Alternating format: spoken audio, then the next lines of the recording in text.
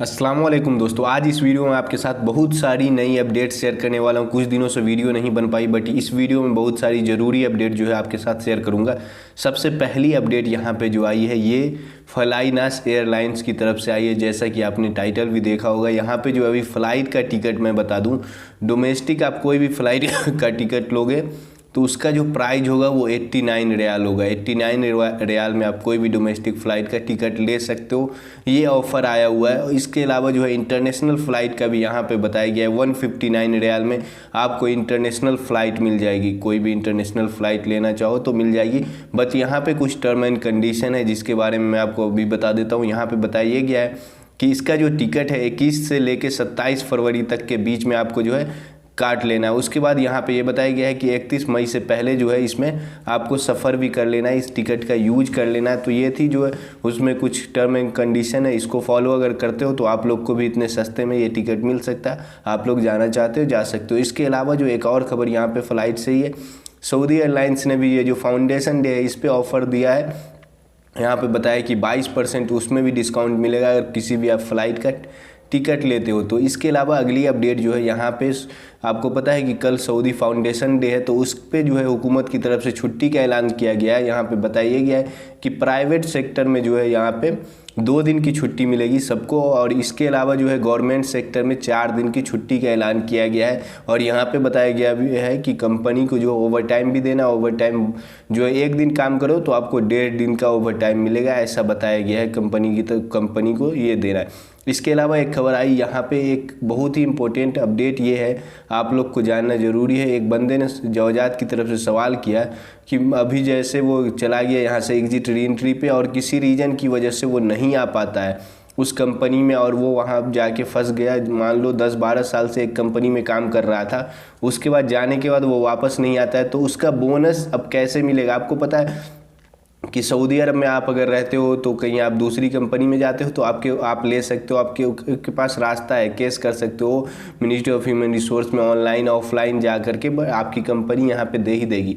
But अब अगर अपनी कंट्री में चले जाते हो तो आपको क्या करना है, यहाँ पे बताया गया है मिनिस्ट्री ऑफ ह्यूमन रिसोर्स की तरफ से बताया ये गया है कि आप अगर अपनी कंट्री में भी ले जाते हो तो वहाँ से भी आपको जो है या तो ऑनलाइन भी आप केस कर सकते हो, या फिर आपको जो है अपनी नज़दीकी जो एम्बेसी है वहाँ पे सऊदी एम्बेसी, वहाँ जाके विजिट करना है और वहाँ जाना है। वहाँ पे आपको डॉक्यूमेंट लेके जाना है, जैसे कि आपको इकामा का जेरोक्स हो गया, फ़ोटोकॉपी इकामा की होना चाहिए, उसका कॉन्ट्रैक्ट जो आपका है वो, ये सब चीज़ इंपॉर्टेंट है, आप ज़रूर रखना अपने पास।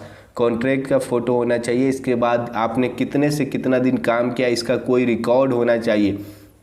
तो आपके पास कॉन्ट्रैक्ट होगा तो इससे पता चल जाए कि हाँ इतने से इतने दिन तक काम किया इस बंदे ने। तो ये सब आप जमा करोगे तो उसके बाद जो यहाँ से आपकी एम्बेसी के थ्रू ही कार्रवाई होगी और आपको पैसा दिया जाएगा, ये सऊदी हुकूमत की तरफ से कहना है। इसके अलावा एक और बात आपको इम्पोर्टेंट खबर है ये भी, यहाँ पे जब कोई भी बंदा आता है तो कंपनी क्या क्या खर्चा देती है उसको ये बताया गया है मिनिस्ट्री ऑफ ह्यूमन रिसोर्स की तरफ से। सबसे पहली बात कि जब आप आओगे यहाँ पे आने जाने का जो भी खर्चा होगा आने में, उसके बाद आने के बाद आपका मेडिकल होगा, उसके बाद आपको रूम रहने सहने का सारा कुछ इंतजाम दिया जाता है। इसके अलावा इसके बाद आपको जो है इकामा बना के दिया जाता है, इकामा रिन्यूअल करके दिया जाता है।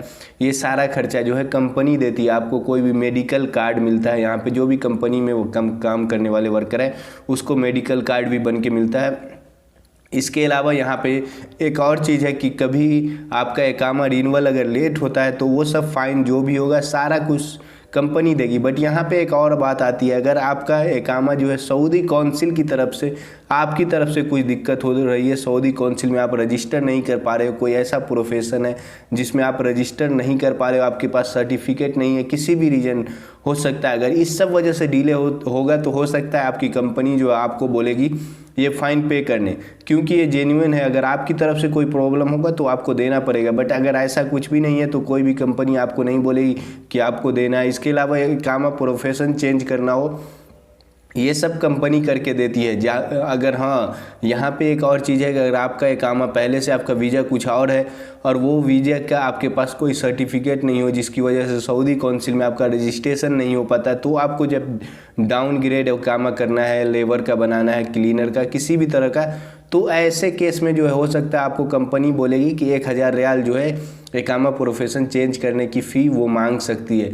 ये थी जो आपको कंपनी जो है आर्टिकल 40 का हवाला देते हुए हुकूमत की, तो यहाँ पे मिनिस्ट्री ऑफ ह्यूमन रिसोर्स ने बताया है कि ये सारा जो खर्चा होता है ये सारा जो है कंपनी आपको देती है। तो आपको मालूम होना चाहिए, बहुत सारे लोगों को कंपनी जो है कहती है ये पैसा दो वो पैसा दो, तो आप लोग को अगर ये पता होगा। इसके अलावा यहाँ पे आपको जब कॉन्ट्रैक्ट ख़त्म होता है तो आने जाने का टिकट, उसके बाद एग्जिट एंट्री जो लगता है उसका पैसा, सारा कुछ जो है कंपनी दे। तो ये थी जो ज़रूरी खबर जो कि आपके साथ शेयर की। वीडियो पसंद आई हो आप लोग लाइक कर देना, चैनल पे नहीं हो पहली बार देख रहे हो सब्सक्राइब कर लो। Thank you for watching, see you in next video.